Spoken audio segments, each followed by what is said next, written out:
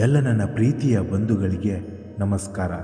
Welcome to youth motivations Kannada channel. ನಾನು ನನ್ನದು ಎಂದು ಮೆರೆಯಬೇಡ.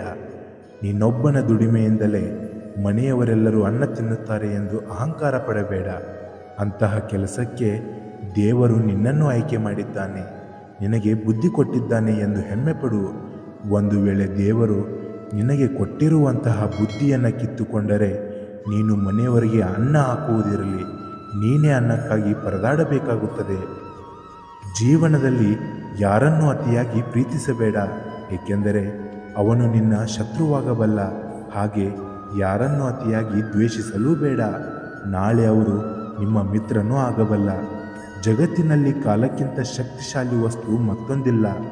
ಒಳ್ಳೆಯವರು ಸಂತಸ ಕೊಡ್ತಾರೆ, ಕೆಟ್ಟವರು ಅನುಭವ ನೀಡುತ್ತಾರೆ. ದುಷ್ಟರು ಪಾಠ ಕಲಿಸುತ್ತಾರೆ, ಉತ್ತಮರು ಸವಿನೆನಪನ್ನು ನೀಡುತ್ತಾರೆ. ಆದ್ದರಿಂದ ಎಂಥವರನ್ನು ನೀನು ದ್ವೇಷಿಸಬೇಡ. ಜ್ಞಾನ ಎನ್ನುವುದು ಶಾಶ್ವತವಾದ ಮಹಾಪವಿತ್ರ, ಅದಕ್ಕೆ ಸಾಟಿಯಾದ ವಸ್ತು ಇಲ್ಲ, ಏಕೆಂದರೆ ಜ್ಞಾನ ಎಂದರೆ ಭಗವಂತ. ಆದ್ದರಿಂದ ಜ್ಞಾನ ಮಾರ್ಗವನ್ನು ಹಿಡಿಯುವುದನ್ನು ಕಲಿತುಕೊಳ್ಳು. ಕಾಲ ಪರಿಪಕ್ವವಾದ ನೀನು ಸಿದ್ಧಿಯನ್ನು ಪಡೆದೇ ಪಡೆಯುತ್ತೀಯ. ಮನುಷ್ಯ ಶ್ರೀಮಂತನಾಗಲು ಹೋಗಿ ತನ್ನ ಆರೋಗ್ಯವನ್ನೇ ಕಳೆದುಕೊಳ್ಳುತ್ತಾನೆ, ಪುನಃ ಅದೇ ಆರೋಗ್ಯವನ್ನು ಪಡೆದುಕೊಳ್ಳಲು ತನ್ನ ಶ್ರೀಮಂತಿಕೆಯನ್ನೇ ಕಳೆದುಕೊಳ್ಳುತ್ತಾನೆ. ಈ ಹೋರಾಟದಲ್ಲಿ ಮನುಷ್ಯ ಕೊನೆಗೆ ಎರಡನ್ನೂ ಕಳೆದುಕೊಂಡು ನಂತರ ತನ್ನನ್ನು ತಾನೇ ಭೂಮಿ ತಾಯಿಗೆ ಅರ್ಪಿಸಿಕೊಳ್ಳುತ್ತಾನೆ. ಒಬ್ಬ ಮನುಷ್ಯ ಇನ್ನೊಬ್ಬ ಮನುಷ್ಯನಿಗೆ ಪರಿಚಯ ಆದರೆ ಆ ಸ್ನೇಹ ಎಷ್ಟು ದಿನಗಳವರೆಗೆ ಇರುತ್ತೋ ಇಲ್ಲವೋ ಗೊತ್ತಿಲ್ಲ.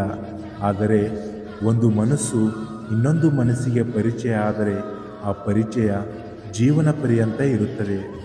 ಚಿಕ್ಕದೊಂದು ಮೇಣದ ಬತ್ತಿಯು ತನ್ನ ಮಿತಿಯಲ್ಲಿ ಕತ್ತಲೆಯನ್ನು ನಿವಾರಿಸುವುದಕ್ಕೆ ಪ್ರಯತ್ನಿಸುತ್ತದೆ. ಸೂರ್ಯನಿಲ್ಲದ ಸಮಯಕ್ಕೆ ಮನುಷ್ಯನಿಗೆ ಅದೇ ದೊಡ್ಡದಾಗಿ ಕಾಣಿಸುತ್ತದೆ. ಆದ್ದರಿಂದ ಯಾವುದು ಚಿಕ್ಕದು ಎಂಬ ಆಲಸ್ಯ ಬೇಡ. ಯಾರದೇ ಜೀವವನ್ನು ಊಟದ ಎಲೆಯಂತೆ ಯಾವತ್ತೂ ಭಾವಿಸಬೇಡ. ಯಾರದೇ ಜೀವ ಅಥವಾ ಯಾರದ್ದೇ ಜೀವನಕ್ಕೆ ಅವರದ್ದೇ ಆದ ಬೆಲೆ ಇರುತ್ತದೆ.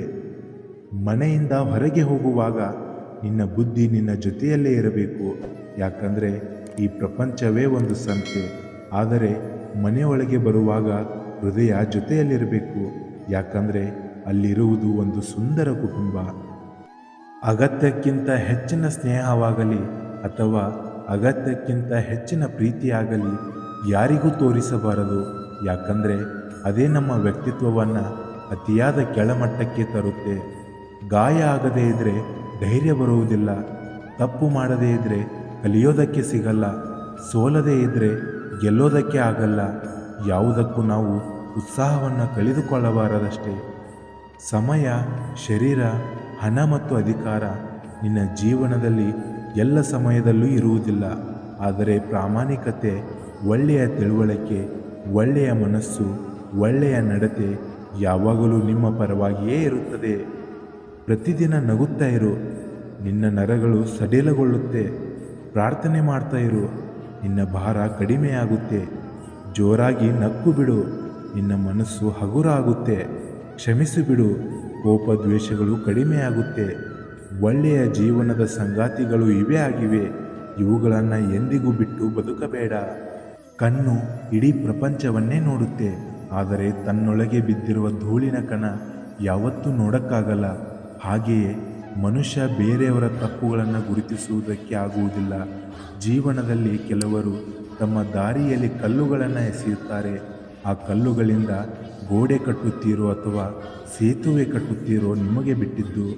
ಕೊನೆಯದಾಗಿ ಒಂದು ಮಾತು ಹೇಳ್ತೀನಿ ಗೆಳೆಯರೇ, ನಿಮ್ಮ ಬದುಕಿನ ಶಿಲ್ಪಿ ನೀವೇ ಆಗಿರಬೇಕು. ಕಷ್ಟದ ಕೆಲಸ ದೇಹಕ್ಕೆ ನೋವೆನಿಸಿದರೂ ಮನಸ್ಸಿಗೆ ನೆಮ್ಮದಿಯನ್ನೇ ಕೊಡುತ್ತದೆ.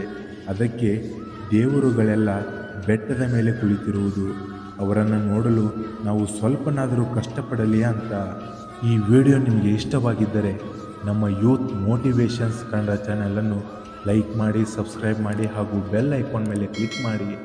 ಧನ್ಯವಾದಗಳು. ಜೈ ಹಿಂದ್, ಜೈ ಕರ್ನಾಟಕ ಮಾತೆ. ನಾನು ನಿಮ್ಮ ಅಕ್ಷಯ್, ಸೈನಿಂಗ್ ಆಫ್.